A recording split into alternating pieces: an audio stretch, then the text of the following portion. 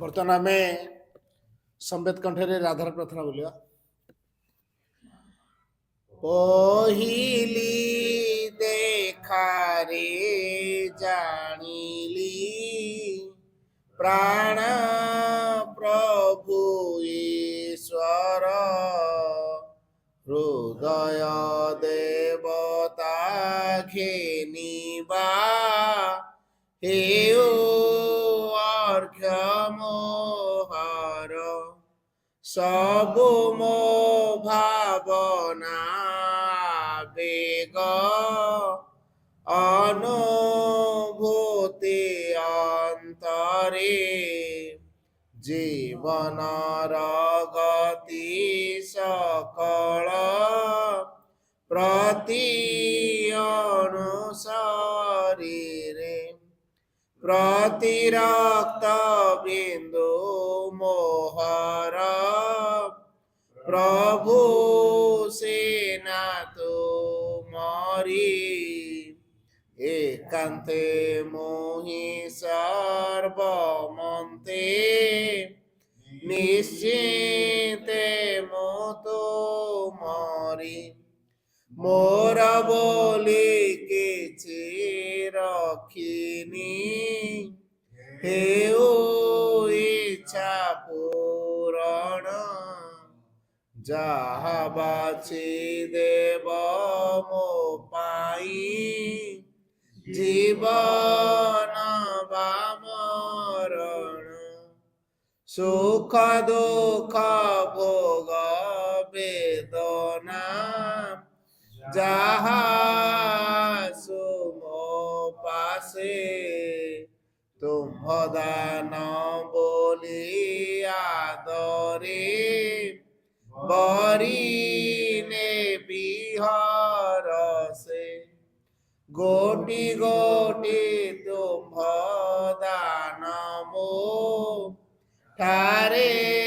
ଦିବ୍ୟ ସମ୍ପଦ ବୋହି ଆଣିବେ ମୋ ସମୀପେ ଅପରୂପ ଆନନ୍ଦ।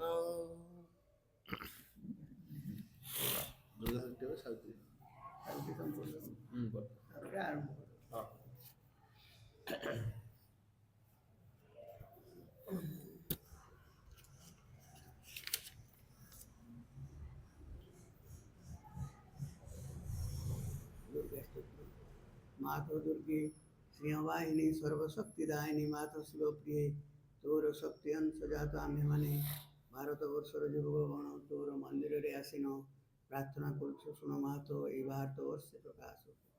মাহাতো দুর্গে যুগে যুগে মানব শরীরে অবতীর্ণ হই জন্মে জন্মে তোর হি কার্য করি তো আনন্দ ধামরে ফেরি যাও এথর বি জন্ম হই তোরি কার্যরে হি মানে ব্রতী শুনো মাহাতো এই ভারতবর্ষে সহায় হোক। মাহাতো দুর্গে সিংহবাহিনী ত্রিশূলধারিণী বর্মাবৃত সুন্দর শরীরে মাহাতো জয়দায়িনী তো প্রতীক্ষারে ভারত রহিଅছি তোর সেই মঙ্গলময় মূর্তি দেখিবা পুষ্টিক শুনো মাহাতো এই ভারতবর্ষে আবির্ভূত হোক প্রকাশ।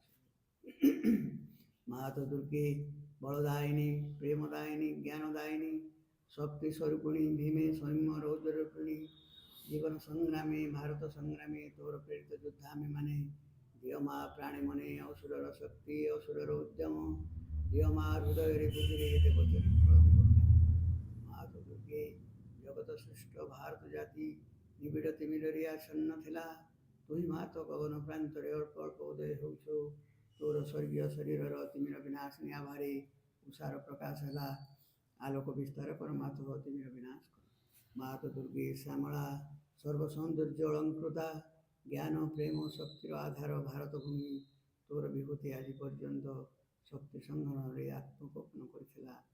ଆଗତ ସେହି ଯୁଗ ଆଗତ ସେହି ଦିନ ଯେତେବେଳେ ସମଗ୍ର ବିଶ୍ୱର ଭାର ସ୍କନ୍ଧରେ ବହନ କରି ଭାରତ ଜନନୀ ଉଠୁଅଛି ଆସ ମାହାତ ପ୍ରକାଶ ହୋ। ମାହାତ ଦୁର୍ଗେ ତୋର ସନ୍ତାନ ଆମ୍ଭେମାନେ ତୋ ପ୍ରସାଦରେ ତୋ ପ୍ରଭାବରେ ମହତ୍ କାର୍ଯ୍ୟ ମହତ୍ ଭାବରେ ଉପଯୁକ୍ତ ହେଉ ହେ ମାହାତ ବିନାଶ କର କ୍ଷୁଦ୍ରତା ବିନାଶ କର ସ୍ୱାର୍ଥ ବିନାଶ କର ଭୟ। ମାହାତ ଦୁର୍ଗେ କାଳୀ ରୂପିଣୀ ମୁଣ୍ଡ ମାଳିନୀ ଦିଗମ୍ବରେ କୃପାଣ ପାଣି ଦେବୀ ଅସୁର ବିନାଶିନୀ କ୍ରୂର ନିନାଦରେ ଅନ୍ତସ୍ତରୀକୁ ବିନାଶ କର ଗୋଟିଏ ବି ଯେପରି ଆମମାନଙ୍କ ମଧ୍ୟରେ ଜୀବିତ ରହି ନପାରେ ବିମଳ ନିର୍ମଳ ଯେପରି ହେଉ ଏହି ପ୍ରାର୍ଥନା ମାତ ପ୍ରକାଶ ହୋ। ମାହାତ ଦୁର୍ଗେ ସ୍ୱାର୍ଥ ଭୟ କ୍ଷୁଦ୍ରାଶୟତାରେ ମ୍ରିୟମାଣ ଭାରତ ଆମମାନଙ୍କୁ ମହତ୍ କର ମହତ୍ ପ୍ରୟାସ କର ଉଦାରଚେତା କର ସତ୍ୟ ସଂକଳ୍ପ କର ଯେପରି ଆଉ ଅଳ୍ପ ଆସି ନିଶ୍ଚିଷ୍ଟ ଭୟଭୀତ ନୁହେଁ। ମାହାତ ଦୁର୍ଗେ ଯୋଗ ଶକ୍ତି ବିସ୍ତାର କର ଆମେ ହିଁ ତୋର ପ୍ରିୟ ଆର୍ଯ୍ୟ ସନ୍ତାନ ଆମମାନଙ୍କ ମଧ୍ୟରେ ଲୁପ୍ତ ଶିକ୍ଷା ଚରିତ୍ର ମେଧା ଶକ୍ତି ଶ୍ରଦ୍ଧା ଭକ୍ତି ତପସ୍ୟା ବ୍ରହ୍ମଚର୍ଯ୍ୟ ସତ୍ୟଜ୍ଞାନ ବିକାଶ କରି ଜଗତରେ ବିତରଣ କର ମାନବ ସହାୟ ଦୁର୍ଗତି ନାଶିନୀ ଜଗଦମ୍ବେ ପ୍ରକାଶ ହୋ। ମାହାତ ଦୁର୍ଗେ ଅନ୍ତସ୍ତରୀକୁ ସଂହାର କରି ବାହାରର ବାଧାବିଘ୍ନ ନିର୍ମୂଳ କର ବଳଶାଳୀ ପରାକ୍ରମୀ ଉନ୍ନତ୍ୟତା ଆର୍ଯ୍ୟ ଜାତି ଭାରତର ପବିତ୍ର କାନନେ ଉର୍ବର କ୍ଷେତ୍ରେ ଗଗନ ସହଚର ପର୍ବତ ତଳେ ପୁତଶୂନ୍ୟ ନଈତିରେ ଏକତା ପ୍ରେମ ସତ୍ୟ ଶକ୍ତି ଶିଳ୍ପ ସାହିତ୍ୟ ବିକ୍ରମ ଜ୍ଞାନର ଶ୍ରେଷ୍ଠ ହୋଇ ନିବାସ କରୁ ମାତୃଚରଣରେ ଏହା ହିଁ ପ୍ରାର୍ଥନା ପ୍ରକାଶ ହୋ। ମାହାତ ଦୁର୍ଗେ ଆମମାନଙ୍କ ମଧ୍ୟରେ ଯୋଗ ବଳରେ ପ୍ରବେଶ କର ଆମମାନେ ହୋଇ ଉଠିବୁ ତୋର ଯନ୍ତ୍ର ଅଶୁଭ ବିନାଶୀ ତରବାରୀ ଅଜ୍ଞାନ ତିମିର ବିନାଶୀ ପ୍ରଦୀପ ଭାରତର ଯୁବକମାନଙ୍କର ଏହି ବାସନା ପୂର୍ଣ୍ଣ କର ଯନ୍ତ୍ରୀ ହୋଇ ଯନ୍ତ୍ର ଚଳାଅ অশুভহন্তি হুই তরবারি ঘুরাও জ্ঞান দীপ্তি প্রকাশনী হুই প্রদীপ ধর প্রকাশ হব। মাহাত দুর্গী তোতে পাইলে ଆଉ ବିସର୍ଜନ କରିବୁ ନାହିଁ। ଶ୍ରଦ୍ଧା ଭକ୍ତି ପ୍ରେମର ଡୋରି ବାନ୍ଧି ରଖିବୁ। ଆସ ମାତ ଆମମାନଙ୍କ ମନ ପ୍ରାଣ ଶରୀରରେ ପ୍ରକାଶ ହବ। ବୀରମାର୍ଗ ପ୍ରଦର୍ଶନୀ ଆସ ଆଉ ବିସର୍ଜନ କରିବୁ ନାହିଁ। ଆମମାନଙ୍କ ସମଗ୍ର ଜୀବନ ହେଉ ନିରବଚ୍ଛିନ୍ନ ଦୁର୍ଗା ପୂଜା। ଆମମାନଙ୍କ ସକଳ କାର୍ଯ୍ୟ ବିରତ ପବିତ୍ର ପ୍ରେମମୟ ଶକ୍ତିମୟ ମାତୃ ସେବାବ୍ରତ ହେଉ। ଏହା ହିଁ ପ୍ରାର୍ଥନା ମାତ ଭାରତରେ ଆବିର୍ଭୂତ ହଉ। ସେଠି ବୋଲୁ। Savitri, Canto 2, the Adoration of the Divine Mother. A stillness absolute incommunicable needs the sheer self-discovery of the soul. A wall of stillness sorts it from the world, a gulp of stillness swallows up the sense, and makes eternal all that mind has known, all that the laboring senses still would wear, prolonging an image on reality. Self's vast spiritual silence occupies space. Only the inconceivable is left, only the nameless without space and time. Abolished is the burdening need of life. Thought falls from us, we cease from joy and grief. The ego is dead, we are freed from being and care. We have done with birth and death and work and fate. O soul, it is a reality to rejoice. Thou hast reached the boundless silence of the self. Thou hast leaped into glad divine abyss. But where hast thou thrown such misery and such power? On what dead bank on the eternal's road? One was within thee who was self and world. What hast thou done for his purpose in the stars? Escape brings not the victory and the crown. Something thou comest to do from the unknown, but nothing is finished and the world goes on. Because only half God's cosmic work is done, only the everlasting no has neared, and stared into thy eyes and killed thy heart. But where is the lover's everlasting yes, and immortality in the secret heart? The voice that chants to the creator fire, the symbol home, the great ascending word, the breeze between the rapture and the calm, the passion and the beauty of the bride, the chamber where the glorious enemies kiss, the smile that saves the golden peak of things. These two is truth are the mystic fount of life. A black veil has been lifted, we have seen the mighty shadow of the omniscient Lord, but who has lifted up the veil of light, and who has seen the body of the King. The mystery of God's words and acts remains. Living unbroken, the last chapter seal, unsolved the riddle of the unfinished prayer. The caution prayer laughs within its mass, and still the Lord involves secret hides behind the human glory of a form, behind the gold eidolon of a name. A large white line has figured as a goal, but far beyond the ineffable sun-truck's blaze. What seemed the source and end was a wide gate, a last bare step into eternity. An eye has opened up in timelessness. Infinity takes back the forms it gave, and through God's darkness, or its naked light, His million rays into the return into the sun. There is a zero sign of the Supreme. Lesser net nude and still uncovers God. But inner grandiose nothingness all is there. We enter strong warfare to know from us. The soul's ignorance is slain, but not the soul. The zero covers an immortal face. A high and blank negation is not all. A huge extinction is not God's last one. Life's ultimate sense, the close of being's course. The meaning of this great mysterious world. In absolute silence lives an absolute power. Awaking it can wake the transbound soul, and in the ray reveal the parent sun. It can make the world a vessel of spirit's force. It can fashion the clay, God's perfect shape. To free the self is but one radiant face. Here to fulfill himself was God's desire. Here to fulfill himself was God's desire. Hello, sir. Introduce.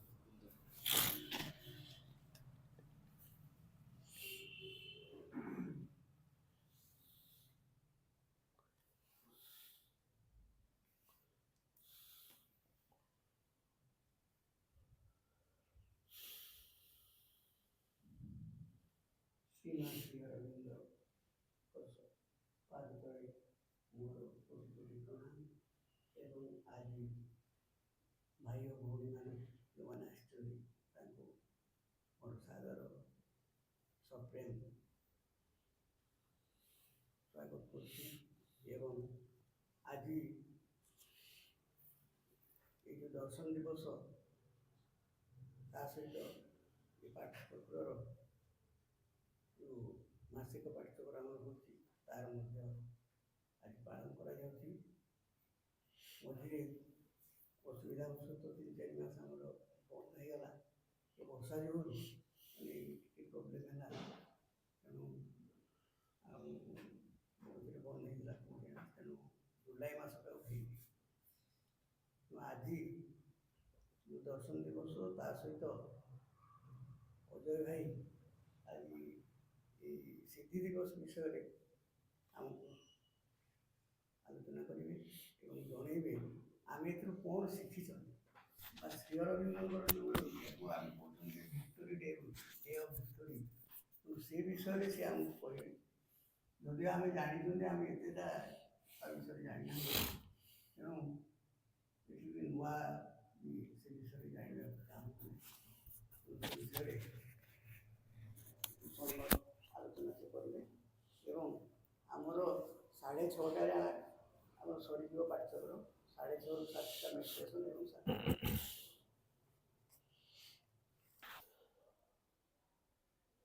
Pranam at the lotus feet of the Divine Mother.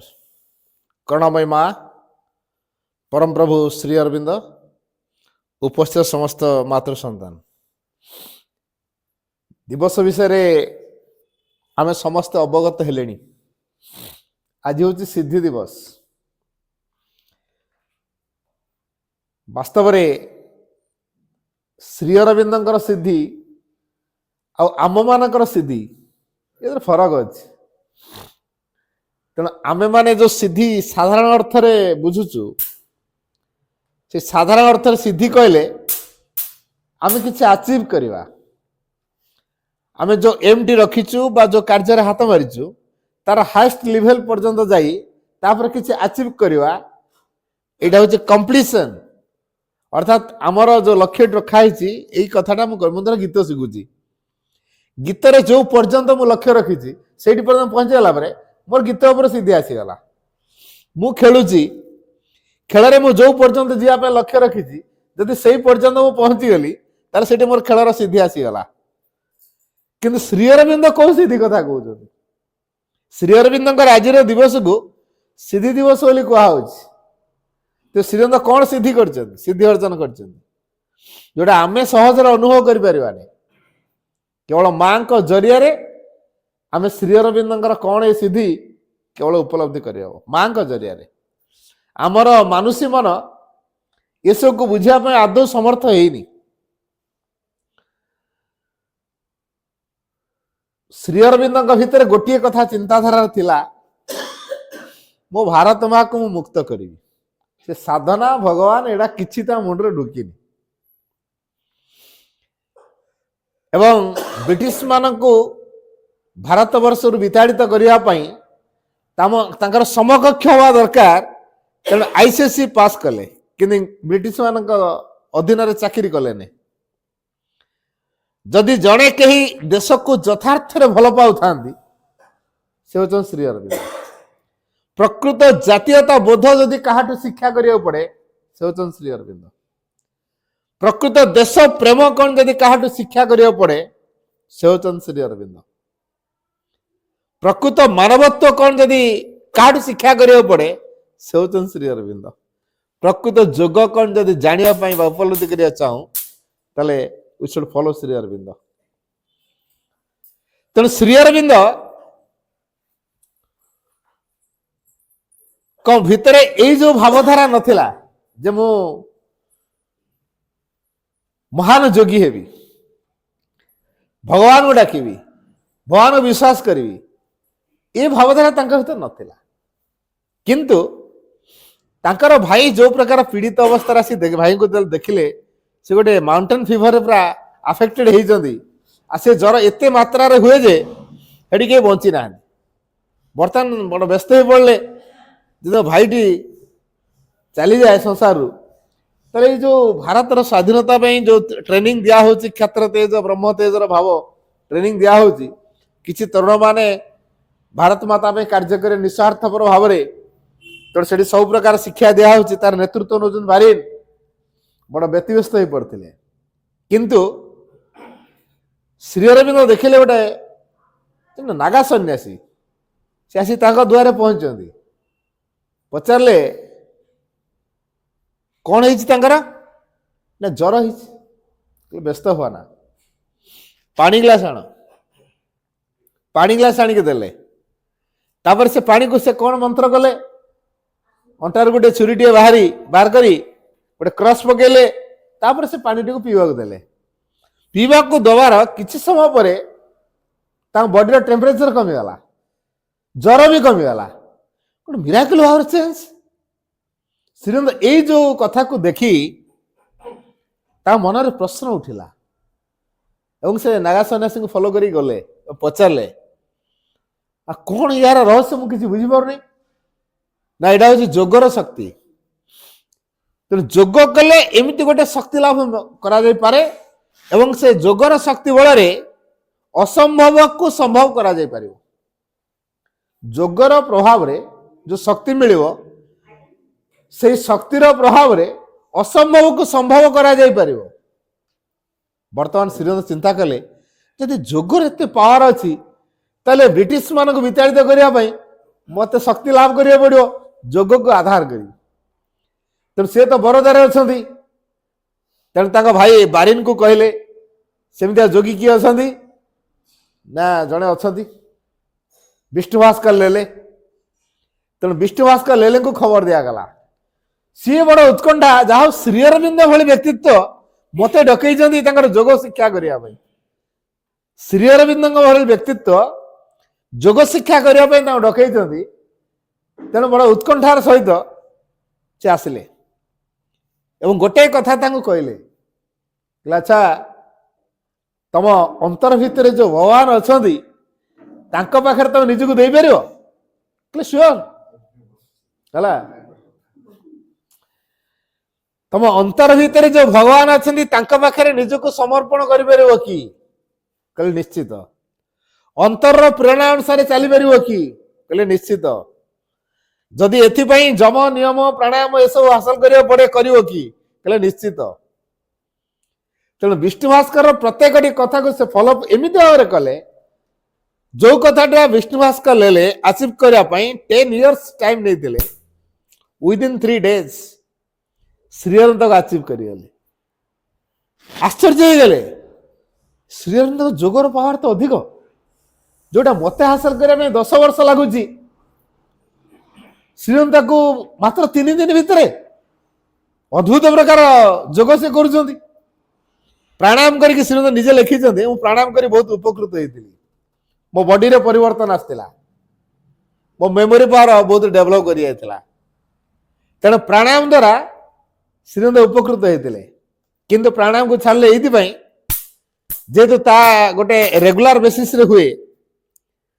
ଇଏ ତ ବରୋଦା, କେତେବେଳେ କଲିକତା, କେତେବେଳେ କ'ଣ କୁଆଡେ ତାଙ୍କର ଯାଉଛନ୍ତି ଠିକ ଜଣା ନାହିଁ। ତେଣୁ ପ୍ରାଣାୟାମଟା ଯଦି ରେଗୁଲାର ଦେଖାଯାଉଛି, ତାର ମାଇନସ ରେଜଲ୍ଟ ଅଛି। ତେଣୁ ପ୍ରାଣାୟାମକୁ ଛାଡ଼ିଲେ, କିନ୍ତୁ ଯୋଗ ଦ୍ୱାରା ଉପକୃତ ହେଲେ।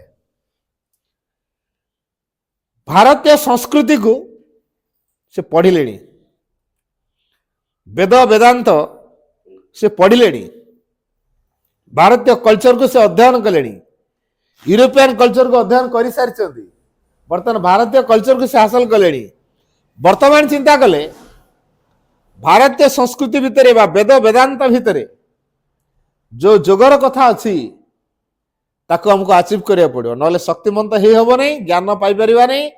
ଯୋଉ ଭାରତବର୍ଷ ସମଗ୍ର ବିଶ୍ୱର ନେତୃତ୍ୱ ନେବ ଏବଂ ପୃଥିବୀକୁ ଏକ କରିବ, ପୃଥିବୀର ଦିବ୍ୟତାକୁ ପ୍ରକାଶ କରିବ ଏବଂ ଆଧ୍ୟାତ୍ମିକ ଗୁରୁ ହବ, ସେଇ ଭାରତକୁ ସମୃଦ୍ଧ କରିବାକୁ ହେଲେ ତାର ସଂସ୍କାର, ତାର ସଂସ୍କୃତି, ତାର ଯୋଉ ଆଧ୍ୟାତ୍ମିକତାକୁ ଭିତ୍ତି କରି ଆମକୁ ବଳିୟାନ ହେବାକୁ ପଡିବ। ତେଣୁ ଶ୍ରୀ ଅରବିନ୍ଦ 1905 ରୁ 1912 ଏଇ 7 ବର୍ଷ ବୟସ ଭିତରେ ଯେତେ ପ୍ରକାର ବେଦାନ୍ତ ଯୋଗ ଥିଲା ସବୁ ଆଚିଭ୍ କରିଥିଲେ। ଏଇଟା ହେଲା ଫାଷ୍ଟ ଥିଙ୍ଗ ତାଙ୍କର। ତାପରେ ଡେଲି କଣ କଣ ସବୁ କରାଯାଏ ଉପଲବ୍ଧି ଆସେ ତାଙ୍କର, ତାକୁ ସେ ରେକର୍ଡ କରି ରଖୁଥିଲେ।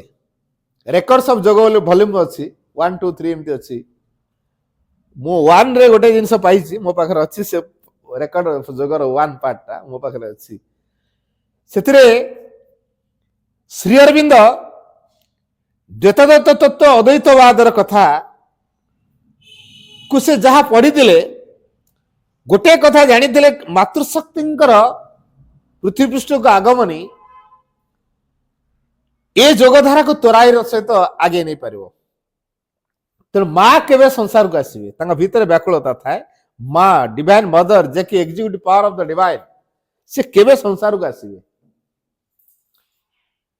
ସୌଭାଗ୍ୟ କ୍ରମେ ମାଙ୍କର ଯେ ସ୍ୱାମୀ ପଲ ରିଚର୍ଡ ପଣ୍ଡିଚେରୀରେ ଅଛନ୍ତି। ଆଉ ଇଏ ଯେହେତୁ ଅନ୍ତରର ପ୍ରେରଣା ଅନୁସାରେ ବର୍ତ୍ତମାନ କାମ କରିବେ, ପଣ୍ଡିଚେରୀରୁ ଗଲା ପରେ 1910 ଏପ୍ରିଲ 4 ସେ ପଣ୍ଡିଚେରୀକୁ ଗଲେ। ଶ୍ରୀ ଅରବିନ୍ଦଙ୍କ ସହିତ ମାଙ୍କ ସ୍ୱାମୀଙ୍କର ଭେଟ ହେଲା। ଅଦ୍ଭୁତ ପ୍ରକାର ବ୍ୟକ୍ତିତ୍ୱ ଇଏ, ମାନେ ଏଭଳି ଯୋଗୀ କାହା ଆଗରୁ ସେ କେବେ ଦେଖିନାହାନ୍ତି, ଜାଣିନାହାନ୍ତି। ତାପରେ ସେ ମୀରାଙ୍କ ପାଖକୁ ବା ମାଙ୍କ ପାଖକୁ ଖବର କଲେ।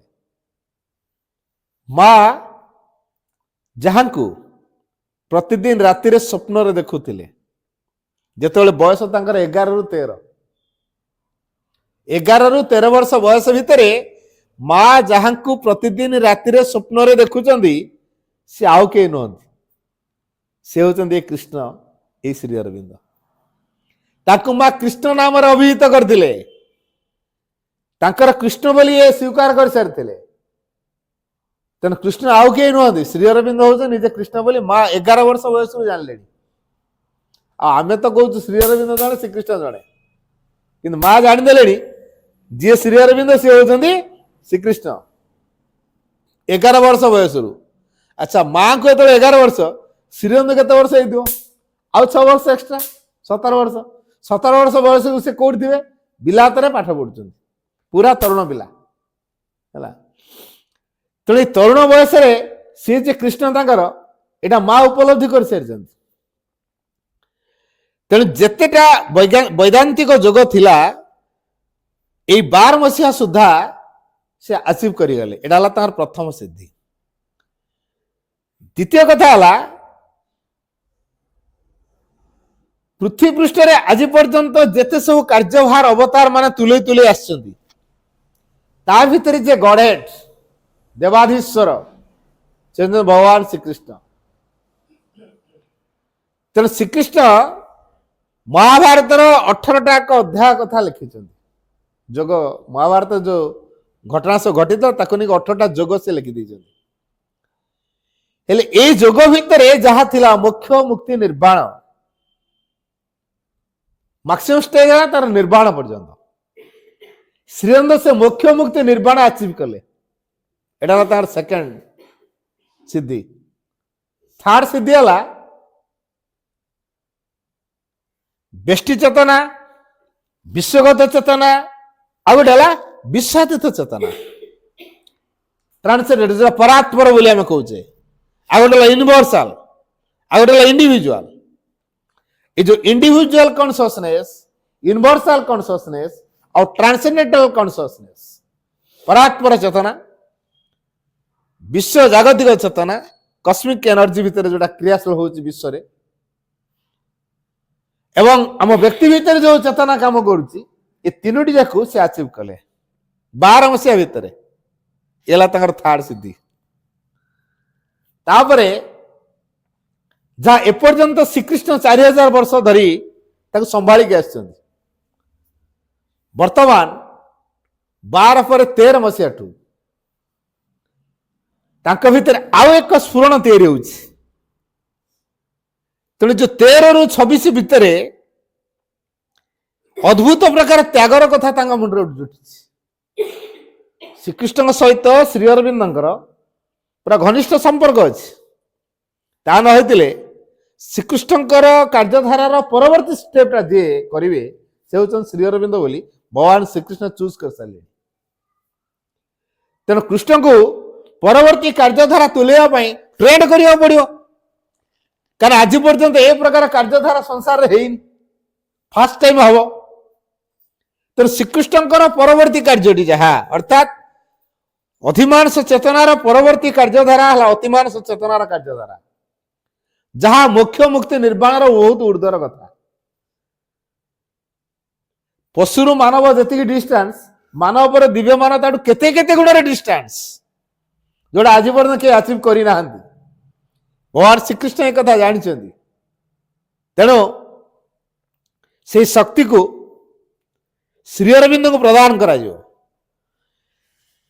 तेणु श्री अरविंद का ट्रेन करिया पड़ो, प्रस्तुत करिया पड़ो। तेणु से कौन कले कौशल करी आलीपुर भितर जेल भितर आनले। श्रीरंग साथी संपृक्त नथिले। दुई जन पिला प्रफुल्ल चाकी एवं खुदीराम, 15 वर्ष गोटे पिला सुशील सेन, सुशील सेन नामक गोटे 15 वर्षीय पिला को मजिस्ट्रेट किंग्सफोर्ड मजिस्ट्रेट ऑर्डर रे पुलिस माने निर्धूम बाड़े चेताहारा करे ड्रेन ले फोपाड़ देथिले। ये जो दुई जन प्रफुल्ल चाकी एवं खुदीराम से ड्रेन भितर तो कलेक्ट कर कालकाटा ड्रेन केमती क्या तो अनुमान कर ता भितर सुशील सेन को उद्धार करके आनले। सुख सुख होता है बंचेले जाई श्री अरविंद कहले कौन आम एमती माड़ खाऊ तू। श्रीरंग कहले तुम क्षत्र तेजर शिक्षा कौन दिया खाली कौन ब्रह्मचारी हम क्षत्र तेज शिक्षाटा केत यूज कर हाँ बुझीगले हम कौन करूँ। से डिसाइड कले आज से किंग्सफोर्ड मजिस्ट्रेट को मारू। तेणु आज जो किंग्सफोर्ड मजिस्ट्रेट को मारू योजना होगा दी जनकर प्रफुल्ल चाकी और खुदीराम जगिकी रहिले।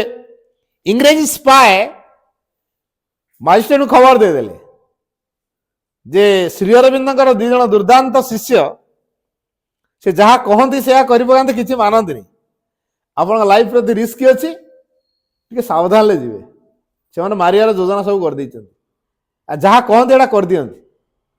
से मजिस्ट्रेट काली बाहर की कोर्ट को आसिले सीना कौन गोटे हम राताराति ट्रांसफर कर मुजाफरपुर आ कलकाता रही मुजाफरपुर काली रही सीना ऑफिस आसिया पड़े बाटर मारे राताराति बाहर गले डरिकी। से गोटे गाड़ी रे जन ख्रीस्टियान महिला झील को धरिकी आसता एम तो जगिकी अच्छा भाविले बोधे मजिस्ट्रेट आसिले तेना आखि बुझा बोमा मारदेले। तेणु से ख्रीस्टियान महिला और झील से बोमारे निहत हो गले। यही बोमा केस रे पुलिस जाई श्री अरविंद रूम राति 2टा रेड कला मे 2 तारिख राति 1908 मसीहा मे 2 तारिख राति पुलिस रेड कला। तापर आ डेरी न करी लाल बजार थाना को नहीं निगला काले शिष्य माने पुणी थाना भंगा रजा करदे। तेणु ए दृष्टि सागे सागे कोर्ट को चालान कर दिया गला। आलीपुर जेल जेल हाजत भीतर रहिले आलीपुर जेल हाजत भीतर श्रीरंग रहिले। केवल गोटे कथा श्रीरंग कहते O Lord what happened to me, O Lord what happened to me, हे प्रभु मोर कौन हो गला मु तो ए प्रकार कार्य संपृक्त नुह तापर मत जेल दंड ये भारत वर्षर अवस्था हम कौन। तेणु श्री अरविंद को जे बहुत किसी शिक्षा कर जेल भितर से कथा श्रीरंग जानना 2 दिन से चलीगला व्यस्तता भितर 3rd डे रे भगवान वासुदेव मुझे आपण देखुची आपण मत देखुं ठीक से स्वचक्षुरे जाग्रत अवस्था खोला आखि श्रीकृष्ण सहित श्री अरविंद साक्षात हो कहले थयाधर तुमको के ब्रिटिश मैंने आना मुझे तुम द्वारा बहुत काम हबार अच्छे तुमको ये 1 वर्ष रखा हो तुमको ट्रेनिंग दिया जाए 1 वर्ष आ 1 वर्ष ट्रेनिंग पर तापर तुम भविष्य जगत में जो कार्यधारा तुम टास्क दि जाव से कार्य को लिभे पार तेणु से भविष्य कार्यधारार ट्रेनिंगटा ये गोटे वर्ष भितर तुमको ये दिज्व तेणु तुम भारत पर आसीन मन रख तुम को देशर नुह को जातिर नुह को धर्मर नुह तुम हो सीधा सड़क भगवान तेणु श्रीरंग से बुझीगले यदि भगवान वासुदेव स्वयं भारतर दायित्व नहीं तो मोर भारत में एत व्यतिव्यस्त हमार किसी ना बर्तमान मोर गोटे काम अंतर भितर भगवान जो प्रेरणा आसो मत से कार्य को तुले पड़ो तेणु गभीर गभीर भाव में अंतर चेतना भितर केमती बुड़ी रही पारे बर्तमान श्री अरविंद साधना से चलला से गोटे कथा भीतर को आसला श्री अरविंद भितर अंतर चेतना अनुसार कार्य कर जो अंतर प्रेरणा अनुसार कार्य कर भावधारा दृढ़ीभूत है कारण से निजे देखुं अंतर प्रेरणा को जदि से अस्वीकार कर नाना प्रोब्लेम को फेस करिया पड़ुछि बर्तमान बाहर सहित संपूर्ण कनेक्शन कटिगला भगवान श्रीकृष्ण जो प्रकार भाव में जेल भीतर रखेले आम भावु श्रीअरविंद बारे टर्चर कर ब्रिटिश माने ना ना एटा ब्रिटिश मान टर्चर नुह वास्तव में भगवान सकल आसक्ति भीतर मुक्त कर एक प्रयास जेल भितर आम संसार जीवन भितर बाह्य जीवन भितर आम जो आसक्त बंधा अच्छु ये आसक्ति मुक्त करने से जेल भीतर रखा जेल थिला साधनालय भगवत उपस्थिति प्रकृष्ट क्षेत्र जिते भगवान श्रीकृष्ण गीता धरई देले टॉर्चर देथिबे ना फोपाड़ी देथिबे क्रिकेट बॉल फोपाड़ी देले कि धर एटा देथिबे कि धरई देले हाथ रे ए जो टच श्रीकृष्ण जो टच द्वारा कौन है श्रीकृष्ण कॉन्शियसनेस भीतर संचरी गला एवं एमित भाव में संचरी गला समग्र सत्ता कृष्ण चेतनार अभिभूत से अलग किसी देखी पार ना से देखुं गछटा को देखुं भगवान वासुदेव छिड़ा कांथोड़ा देखुं भगवान जी मत कोड़े धरते बेड तो बेड ना कंबल दे दूसरे खरा दिन तुम या पकईकि शोला बेले भावुं वासुदेव कोल में शोई सी जो मेहतर उठा पायखाना टे रखी तार बेले बेले डिस्टर्बांस हो जाए सी ढाली देखिए पुणी आनी थोई दिए दुर्गंध हुए तार भितर सी रोते पाखरे गोटे कणा थाए कांथ को एकांत से एसएल आरएसएल को देखिए कैदी मान देखिपारे बाहर लोग देखिपारे 29 जन कैदी देखुं ये लोकटी जमा शोनी कि बसुनी पागल जिते देखले से ठिया लाल लाल पिंपुड़ी माने गोड़रू मुंड पर्यंत कामुड़ी जाउछंदी से कहते एटा भगवान चुंबन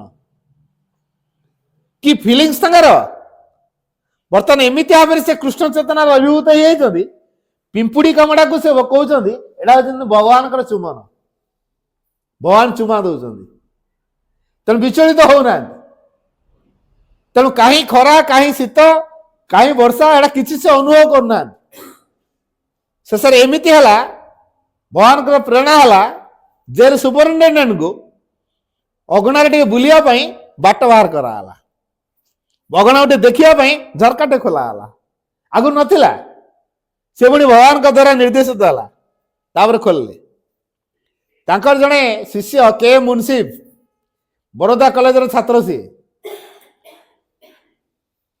बड़ौदा कॉलेज छात्र श्री अरविंद छात्र श्री अरविंद कौन से जानी कारण लेक्चर माने क्लास रे शुणती पिला माने चारिपटे घेरिका जाती बसी पाठ पढ़ा ठिया होते पाठ पढ़ा कथा होते पाठ पढ़ा तेणु पिला से अति प्रिय होते लेक्चर माने जार लिजर थाए जाई पीरियड कोड़े जाई बसिक शुणती श्रीअरविंद लेक्चर समस्त हृदय को जय कर पाला भाया कैपेसिटी श्रीअरविंद पाखर थिला बर्तमान ये के मुंसिफ जेल सुपरिटेडेंट रिक्वेस्ट कले से आज्ञा मो टीचर से के देशद्रोही नुहति ब्रिटिश माने फसई ମୁଁ ଆପଣଙ୍କୁ ପଦାରେ ପକେଇବିନି, ଆପଣ ଚାକିରିରେ ଆଞ୍ଚ ଆଣିବିନି, ଦୟାକରି ମୋତେ ସୁଯୋଗ ଦିଅନ୍ତୁ, ମୁଁ ଟିକେ ତାଙ୍କ ସେବା କରିବି।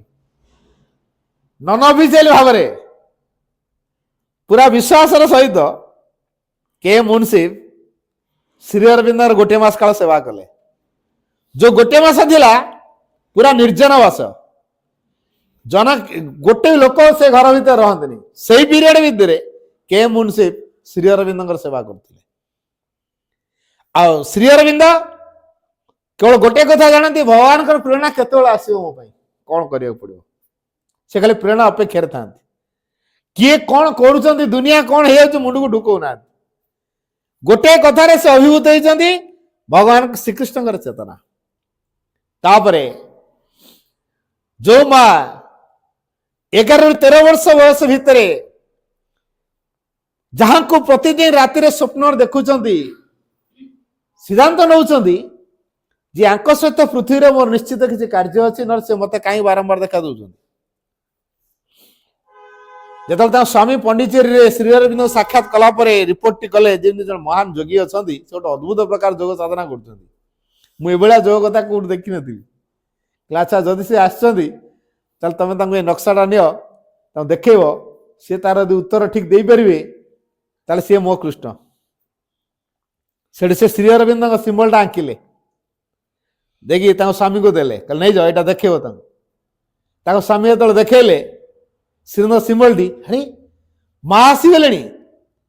ଏଇ ଯୋଉ ବୈଦାନ୍ତିକ ସିଦ୍ଧି ଅର୍ଜନ କଲା ପରେ ଗୋଟିଏ କଥା ତାଙ୍କର ବାକି ରହିଛି, ମାଙ୍କର ଆଗମନୀ ପରବର୍ତ୍ତୀ କାର୍ଯ୍ୟଧାରାକୁ ତ୍ୱରାର ସହିତ ଆଗେଇ ନେବ।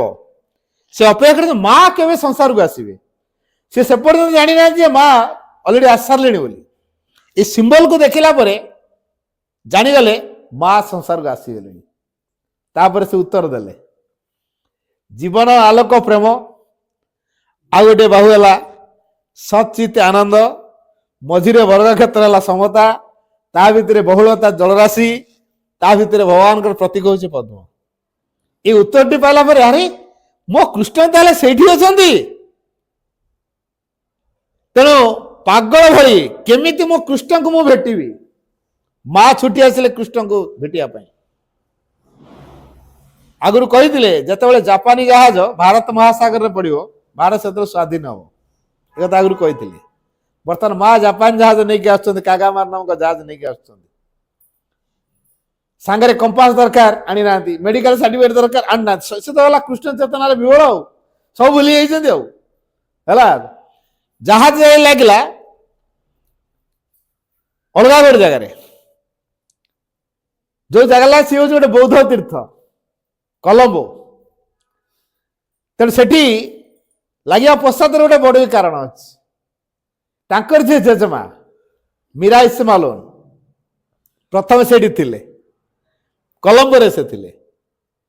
ତେଣୁ ସିଏ ହିଁ ମୀରା ନାଁଟା ଦେଇଛନ୍ତି। ମୀରା ଇସମାଲୋନ ତାଙ୍କର ନାତୁଣୀକୁ ମୀରା ନାଁ ଦେଇଛନ୍ତି। ପ୍ରଥମେ ସେ କଲମ୍ବୋରେ ଥିଲେ। ଅନେକ ବୌଦ୍ଧ ଭିକ୍ଷୁଙ୍କ ସହିତ ତାଙ୍କର ସାକ୍ଷାତ ହେଇଛି, ବୌଦ୍ଧ ଦର୍ଶନକୁ ମଧ୍ୟ ସେ ଭଲ ପାଇଛନ୍ତି। ତେଣୁ ଜାହାଜ ସ୍ୱାଭାବିକ ସେ ବୌଦ୍ଧ ତୀର୍ଥ ଆଡେ ଗଲା। ଓହ୍ଲେଇବା ପରେ ପୁଣି ଆସିବେ, ଏତେ ବାଟ କେମିତି ଆସିବେ, ଅଲଗା ଗାଡିରେ ତ ଯିବାକୁ ପଡିବ। ମେଡିକାଲ ସାର୍ଟିଫିକେଟ ନହେଲେ ତାଙ୍କୁ କୌଣସି ଗାଡି ଆଲାଉ ନାହିଁ, ମା ଆଣି ନାହାନ୍ତି। ପୁଣି ସେଇ ଜାହାଜରେ ବସିଲେ, ସେଇ ଜାହାଜ କୂଳେ କୂଳେ ଆସିଲା, ରାମେଶ୍ୱରରେ ପହଞ୍ଚିଲା। ରାମେଶ୍ୱରମରୁ ଆସିକି ମା ପହଞ୍ଚିଗଲେ 1914 ମସିହା ମାର୍ଚ୍ଚ ମାସ 29 ତାରିଖ ଅପରାହ୍ନ 3:30 ସମୟରେ ପଣ୍ଡିଚେରୀ ସହରରେ। ପଣ୍ଡିଚେରୀ ସହରରେ ଯେତେବେଳେ ପହଞ୍ଚିଲେ, ସେତେବେଳେ ଶ୍ରୀ ଅରବିନ୍ଦ କୋଉ ଗେଷ୍ଟ ହାଉସରେ ରହୁଛନ୍ତି ମା ଜାଣିନାହାନ୍ତି। ଜଣେ ବ୍ୟକ୍ତିଙ୍କୁ ପଚାରିଲେ ଯେ ଶ୍ରୀ ଅରବିନ୍ଦ ଏଠି କୋଉଠି ରହନ୍ତି। ସେ ଶ୍ରୀ ଅରବିନ୍ଦ ରହୁଥିବା ଗେଷ୍ଟ ହାଉସ ଦେଖେଇଥିଲେ, ଯୋଉଟା କି ଆପଣମାନେ ଯଦି କେବେ ଆଶ୍ରମ ଯାଇଥାନ୍ତି, ପ୍ଲେଗ୍ରାଉଣ୍ଡ ମେଡିଟେସନ ଆଟେଣ୍ଡ କରିଥାନ୍ତି, ସେ ପ୍ଲେଗ୍ରାଉଣ୍ଡ କ୍ୟାମ୍ପସ ଭିତରେ ଗୋଟେ ତାର ଜାଲି ଦିଆଯାଇଛି। ତାର ଜାଲି ଭିତରେ ପଶିକି ଗଲେ ରାଇଟ ସାଇଡରେ ଗୋଟେ ସିଢି ଅଛି, ଉପରଟା, ସେ ସିଢିର ଉପରଟା ହଉଛି ଶ୍ରୀରଙ୍ଗ ଗେଷ୍ଟ ହାଉସ। ଏଟା ଏବେ ମେଡିଟେସନ ପରେ କିଛି ସମୟ ପାଇଁ ଖୋଲୁଛନ୍ତି।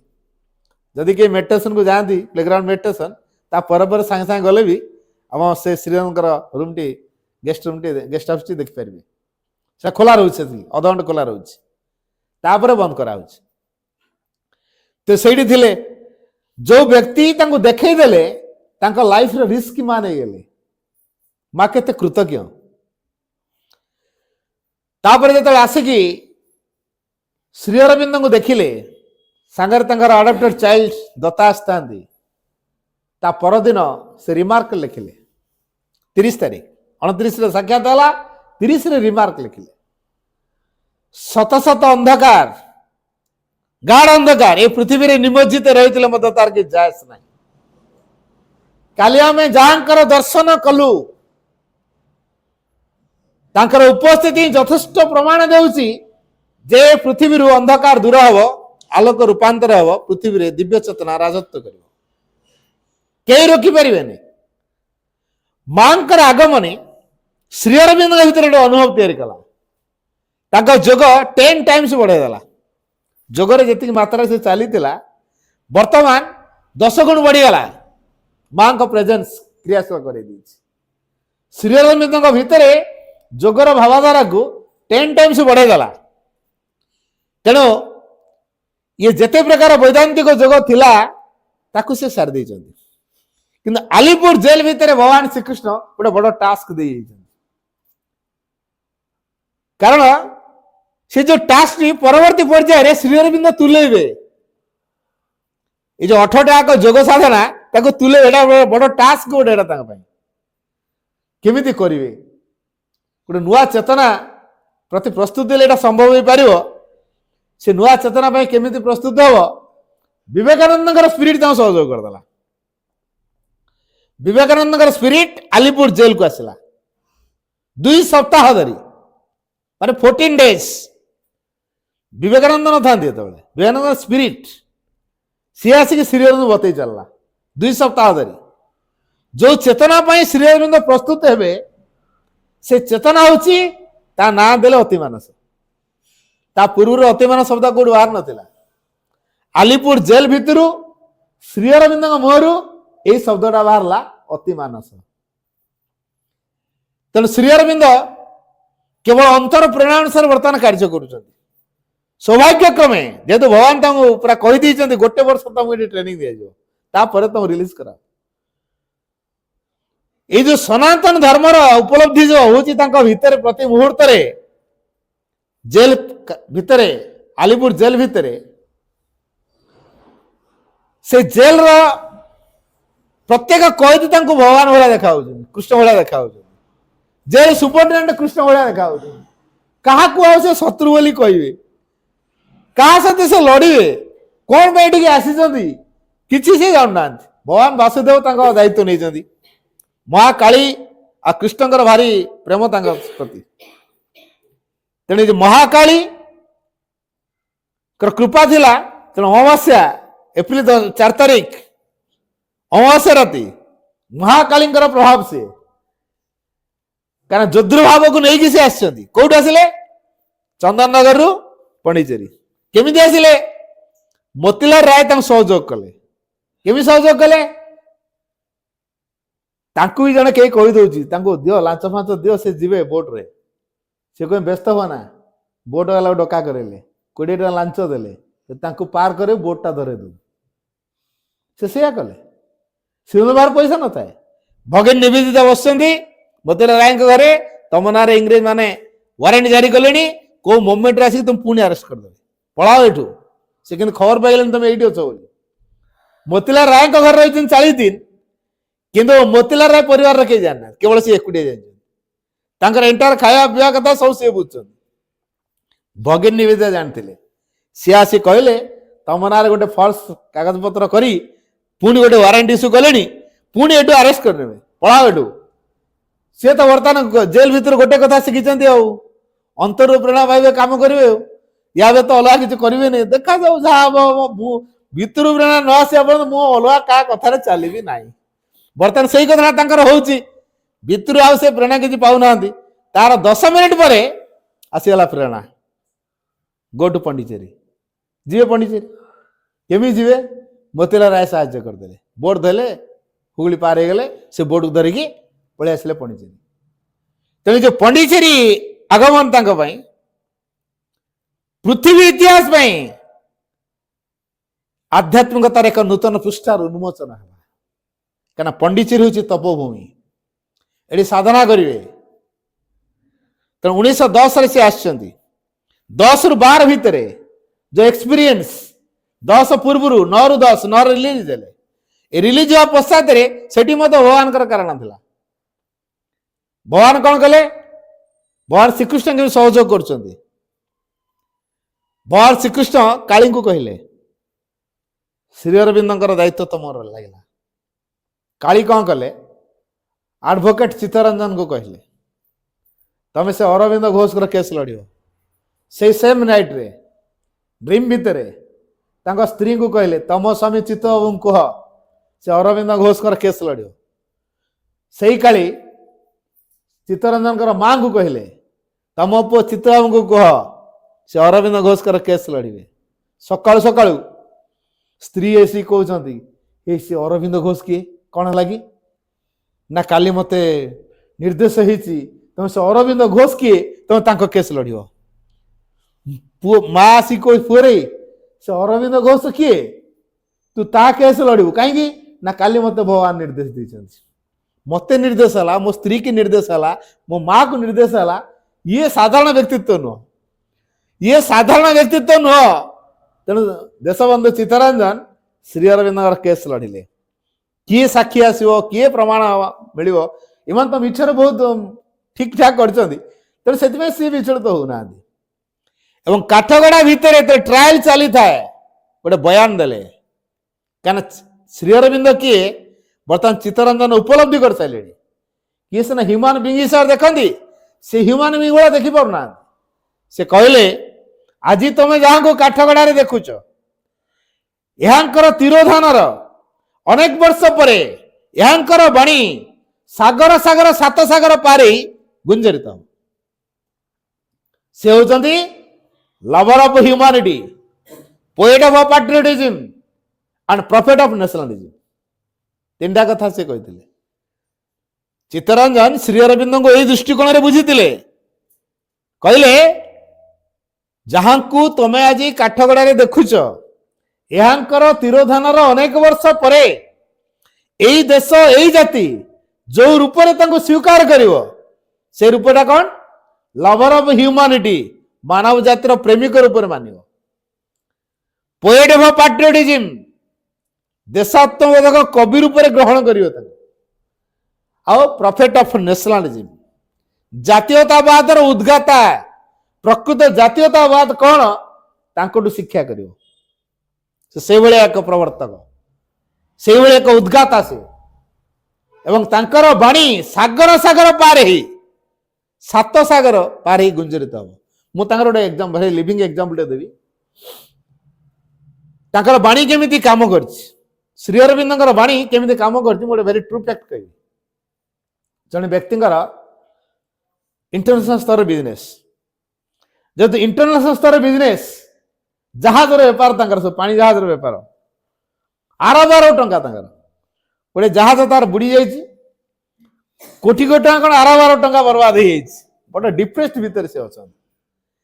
ଏଇ ଡିପ୍ରେସନ ଭିତରେ ଥିବାବେଳେ ଗୋଟେ ମାଗାଜିନ୍ ଉପରେ ନଜର ପଡ଼ିଯାଇଛି। ଯେତେବେଳେ ନଜରଟି ପଡ଼ିଯାଇଛି, ସେ ବାଣୀଟିକୁ ଦେଖିଦେଲେ। ତଳେ ଲେଖା ଅଛି ଶ୍ରୀ ଅରବିନ୍ଦ। ବାଣୀ ଶ୍ରୀ ଅରବିନ୍ଦ, କିଏ ସେ ଶ୍ରୀ ଅରବିନ୍ଦ, କୋଉଠିକା ଲୋକ ହୁଏ? ମାନେ ସିଏ ଯୋଉ ଡିପ୍ରେସନ ଭିତରେ ଥିଲେ, ସେ ବାଣୀଟି ତାଙ୍କୁ କ'ଣ କଲା, ହଠାତ୍ ସଜାଗ କରେଇଦେଲା। ଡିପ୍ରେସନ କୁ ପଳେଇଲା, ଶ୍ରୀ ଅରବିନ୍ଦଙ୍କ ବାଣୀ ତାଙ୍କୁ ସଜାଗ କରେଇଦେଲା, ତାଙ୍କ ଡିପ୍ରେସନକୁ ହଟେଇଦେଲା ଇମିଡିଏଟ। ଯାହାଙ୍କ ବାଣୀ ମୋ ଡିପ୍ରେସନକୁ ହଟେଇ ଦଉଛି, ସେ ବ୍ୟକ୍ତି କେମିତିକା ହେଇଥିବେ, ମୋ ଟିକେ ତାଙ୍କୁ ସାକ୍ଷାତ କରିବାକୁ ପଡ଼ିବ। କୋଉଠି ମିଳିବେ ସିଏ? ଖୋଜିଲେ ଖୋଜିଲେ ବହୁତ ଖୋଜିଲେ, ଯାହା ଶେଷରେ ଜାଣିଲେ ପଣ୍ଡିଚେରୀ ସହରରେ ସେ ଅଛନ୍ତି। ଆସିଲେ ଜାହାଜରେ, ସେ ସାକ୍ଷାତ କରିବା ପାଇଁ ଆସିଲେ। ସାଉଥ ଆରବର ଲୋକ ସେ, ସାଉଥ ଆଫ୍ରିକାର ଲୋକ ସେ। ଏଇ ଯୋଉ ସାଉଥ ଆଫ୍ରିକାର ଲୋକ ଜାହାଜରେ ଆସିଲେ, ସେ ସାକ୍ଷାତ ତ ସହଜ କରୁନାହାନ୍ତି, ରେଷ୍ଟ୍ରିକ୍ସନ ଅଛି। ତେଣୁ ତାଙ୍କ ସେକ୍ରେଟାରୀ ନଳିନ୍ଦାଙ୍କ ମାଧ୍ୟମରେ ପରାମର୍ଶ ଆଗ ନେବ। ଯଦି ହଁ ମାରିଲେ ତାହେଲେ ତମେ ଯିବ, ନହେଲେ ନାହିଁ। ନଳିନ୍ଦା ଯାଇ କହିଲେ ଏମିତି ସାଉଥ ଆଫ୍ରିକାର ଜଣେ ବ୍ୟକ୍ତି ଆସିଛନ୍ତି, ସେ ଆପଣଙ୍କୁ ସାକ୍ଷାତ କରିବାକୁ ଚାହୁଁଛନ୍ତି, ଆଲାଉ କରିବି କି? ସେ ଜାଣି ସାରିଲେଣି କିଏ ଆସୁଛନ୍ତି। କହିଲେ ହଁ ଆଲାଉ କର। ଆଲାଉ ହେଇଗଲା।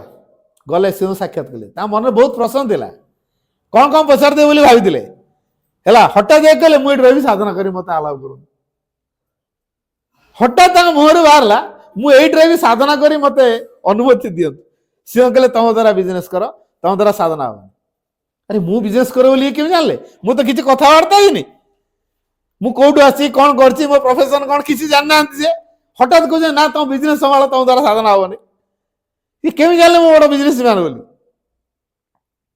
ତ ଯାଅ ଶ୍ରୀରନ୍ଧା ଆଲାଉ କଲେନି ବଡ଼ ହତାଶ ହେଇକି ଫେରିକି ଯାଉଛନ୍ତି ଏ ହତାଶ ହେଇକି ଫେରିଗଲା ବେଳେ କହୁଛନ୍ତି ଆଜ୍ଞା ଗୋଟେ ରିକ୍ୱେଷ୍ଟ କରିକି ଯିବି କୁହ ମୁଁ ତ ଜଳ ଜାହାଜରେ ଆସିଛି ଜଳ ଜାହାଜରେ ଫେରିବି ଜାହାଜରେ ଯାଉ ଯାଉ ହଠାତ୍ ମୋର ପ୍ରେରଣା ଆସିଲା ଆପଣ ତ କହିଲେ ମୋର ଦ୍ୱାରା ଏଇନା ହବନି ସାଧନା ଭିତରୁ କଲ୍ ଦରକାର ସେ କଲ୍ଟା କେତେବେଳେ ଆସିବ ଯେମିତି ଝାଡ଼ା ଯାଉଛେ ଯେମିତି ପରିସ୍ରା ଯାଉଛେ ଯେମିତି ନିଦ୍ରା ଯାଉଛେ ଯେମିତି ଖାଦ୍ୟ ଖାଉଛେ ଭୋକ ହଉଛି ବୋଲି ଖାଦ୍ୟ ଖାଉଛେ ଝାଡ଼ା ଦେଖାଉଛି ବୋଲି ଲାଟ୍ରିନ୍ ଯାଉଛେ ଇଏ ଯେମିତି ମଡ଼ଉଛି ସେ ସାଧନା ମଡ଼େଇବ ଯାଅ ସେ ଏଇଭଳିଆ ଯାଅ ସାଧନା ମଡ଼େଇବ ତମେ ସାଧନା ବ୍ୟତୀତ ଆଉ କିଛି ତମ ଭଲ ଲାଗିବନି ଯାଅ ସେ କଲ୍ ଆସିବ ଭିତରୁ ଇଏ କହିଲେ ଆଚ୍ଛା ଜାହାଜରେ ଯାଉ ଯାଉକା ଯଦି ମୋତେ କଲ୍ ମିଳିଗଲା ଜାହାଜ ତ ମୋ ପାଇଁ ଫେରିବନି ମୁଁ ସେଠି ପାଣିକି ଡେଇଁବି ପହଁରି ପହଁରି ଆସିବି ଆପଣ ମୋତେ ଆକ୍ସେପ୍ଟ କରିବେ ଏ ପ୍ରତିଶ୍ରୁତିଟା ଦିଅନ୍ତୁ ସେ ଦେଖିଲେ ଆରେ ଯୋଉ ଲୋକ ନିଜ ଜୀବନକୁ ପାଣି ଛଡେଇକି ସାଧନା କରିବ ବୋଲି କହୁଛି ସମୁଦ୍ରକୁ ଡେଇଁବ ପହଁରି ପହଁରି ଆସିବ ସମୁଦ୍ରର ଯୋଉ ବିରାଟ ବିରାଟ ଜଳଜୀବ ଅଛନ୍ତି ୟାକୁ ଛାଡିବେ ନା ଖାଇଦେବେ ମରିବାଟା ନିଶ୍ଚିତ ହବ ଯେ ଜୀବନକୁ ପାଣି ଛଡେଇକି ସାଧନା କରିବା ପାଇଁ ଚାହୁଁଛି ତାର କଲ୍ ଆସିছে ନା ନାଇଁ ଜାଣିଦେଲେ ଶ୍ରୀରନ୍ଦ ତମର ଆଉ ଯିବା ଦରକାର ନାହିଁ କଲ୍ ଆସିଗଲା ରହିଗଲେ ଏଣ୍ଟାୟାର ଲାଇଫ୍ ତାଙ୍କର ସେଠି ଡେଡିକେଟ୍ କରିଦେଲେ ଆଉ ଗଲେ ନାହିଁ ଶେଷ ଜୀବନ ପର୍ଯ୍ୟନ୍ତ ଆଶ୍ରମ ରହି କଟେଇ ଦେଲେ ଏଥିରେ ବୁଝିବା ଦରକାର ଶ୍ରୀରନ୍ଦ ବାଣୀ କେମିତି ପ୍ରଭାବ ପକାଏ ତେଣୁ ଏଠି ଯୋଉ ଦେଶବନ୍ଧୁ ଚିତ୍ତରଞ୍ଜନ କହିଲେ ଯାହାଙ୍କର ବାଣୀ ସାଗର ସାଗର ସାତ ସାଗର ପାର କରିକି ସେ କୋଉଠିକା ଲୋକ ସାଉଥ ଆଫ୍ରିକାର ଲୋକ ତାଙ୍କ ବାଣୀ ଯାଇ ସେଠି ପହଞ୍ଚିଲା ନା ନାଇଁ ତାଙ୍କ ବାଣୀରେ ଏତେ ପ୍ରଭାବ ଅଛି ଯେ ସେ ପୁରା ବଶୀଭୂତ ହେଇଯାଉଛନ୍ତି ଶ୍ରୀରନ୍ଦ ଦ୍ୱାରା ତେଣୁ ବର୍ତ୍ତମାନ ସେଇ କଥାଟି ବର୍ତ୍ତମାନ ତାଙ୍କର କାର୍ଯ୍ୟକାରୀ ହେଉଛି 1910-12 ଭିତରେ ଯୋଉ ଏକ୍ସପିରିଏନ୍ସ ଆସିଥିଲା ଯୋଗର ଯୋଉ ଏକ୍ସପିରିଏନ୍ସ ସେଟା ଆଲିପୁର ଜେଲ ଭିତରୁ ପାଇଥିଲେ ବର୍ତ୍ତମାନ ସେଟା କାର୍ଯ୍ୟକାରୀ ହେଉଛି ଏବଂ ତାଙ୍କ ପାଇଁ ଯେ ମହାନ ମାଜିଷ୍ଟ୍ରେଟ ହେଇକି ଆସିବେ ଭଗବାନ ଶ୍ରୀକୃଷ୍ଣ ବ୍ୟବସ୍ଥା କରିଦେଲେ